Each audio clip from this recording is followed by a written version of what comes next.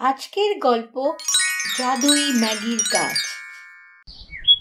অনেকদিন আগের কথা, একটা খুব সুন্দর গ্রাম ছিল।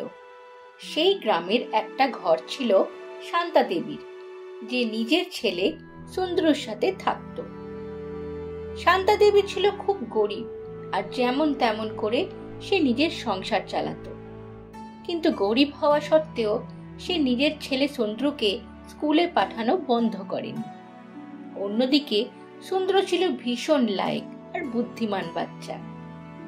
সে স্কুলে মন দিয়ে পড়াশোনা করার পর বাড়িতে ফিরে তার মায়ের কাজে তাকে সাহায্য করত। একদিন সুন্দর স্কুল থেকে বাড়ি ফিরে উদাস মনে বসেছিল। ওকে ওরকম উদাস ভাবে বসে থাকতে দেখে শান্তা বলল, কি হয়েছে? আজকে এরকম উদাস দেখছি কেন তোমায়? মা, আমার তোমায় কিছু বলার ছিল। হ্যাঁ বেটা, বলো, কি বলবে? মা, স্কুলে বাচ্চারা ম্যাগি নিয়ে আসে আর আমি রোজ রুটি আর আচার নিয়ে যাই। সবাই আমাকে গরিব বলে মজা করে। মা, তুমি আমার জন্য লাঞ্চে ম্যাগি বানিয়ে দেবে? সুন্দর, তুমি তো জানো আমি খুব কষ্টে সংসার চালাই, আর তোমার স্কুলের মাইনে দেওয়ার পর আমাদের কাছে পেট ভরে খাওয়ার জন্য পয়সাও বাঁচে না। এভাবে কোথা থেকে তোমার জন্য ম্যাগি নিয়ে আসি বলো?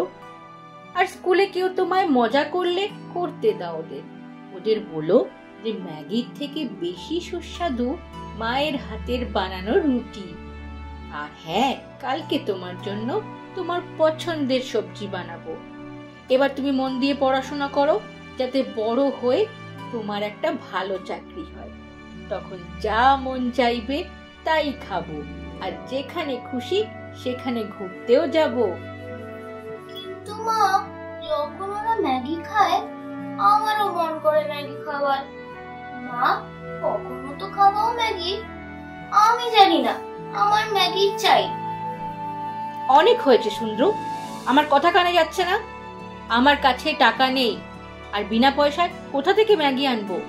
চুপচাপ গিয়ে পড়াশোনা করো। এবারে যদি ক্লাসে ফার্স্ট না হয়েছো, স্কুল থেকে তোমার নাম কাটিয়ে দেব। মায়ের রাগ দেখে সুন্দর কাঁদতে শুরু করলো, আর কাঁদতে কাঁদতে জঙ্গলের দিকে হাঁটতে শুরু করলো। হাঁটতে হাঁটতে বুঝতেই পারলো না কখন সে জঙ্গলের অনেকটা ভেতরে চলে গেছে। কিছুক্ষণ পর সে একটা গাছের নিচে বসে নিজের গরিবি আর অসহায়তার জন্য ফুপিয়ে ফুপিয়ে কাঁদতে লাগলো। সে জোরে জোরে কাঁদছিল, আর হঠাৎ একটা আওয়াজ শুনতে পেল।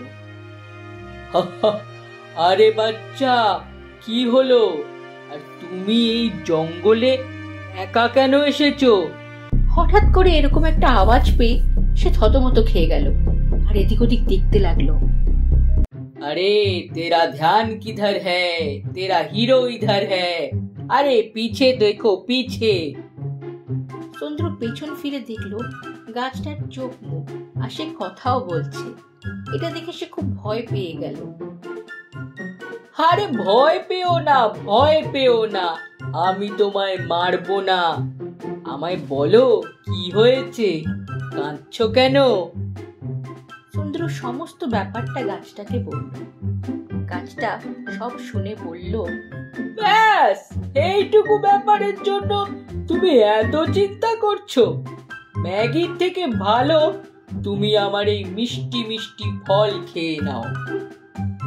ফল নয়, আমি ম্যাগি খাবো। আচ্ছা বাবা, আচ্ছা, আমি এক্ষুনি সব ঠিক করে দিচ্ছি। চোখটা বন্ধ করো এবার।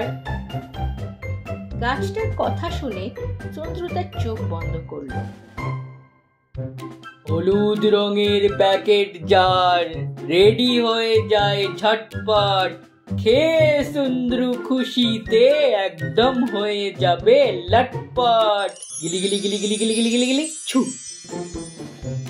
কিছুক্ষণ পর যখন সুন্দর চোখ খুললো, সে দেখলো গাছটায় ফলের জায়গায় ম্যাগির প্যাকেট ঝুলছে।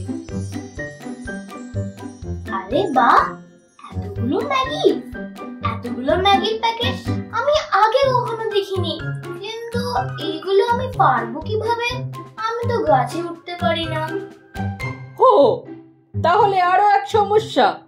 চলো দেখি, আবার চোখটা বন্ধ করো, এটাকেও এক্ষুনি ঠিক করে দেওয়া যাক। আর যেই সুন্দর চোখ খুলে তাকালো, মাটিতে ম্যাগির প্যাকেটের পাহাড় জমা হয়েছিল তার সামনে। এতগুলো ম্যাগির প্যাকেট দেখে সে দারুণ খুশি হয়ে গেল। যত ম্যাগি চাই নিয়ে যাও, তুমি খাও আর তোমার মাকেও খাওয়াও।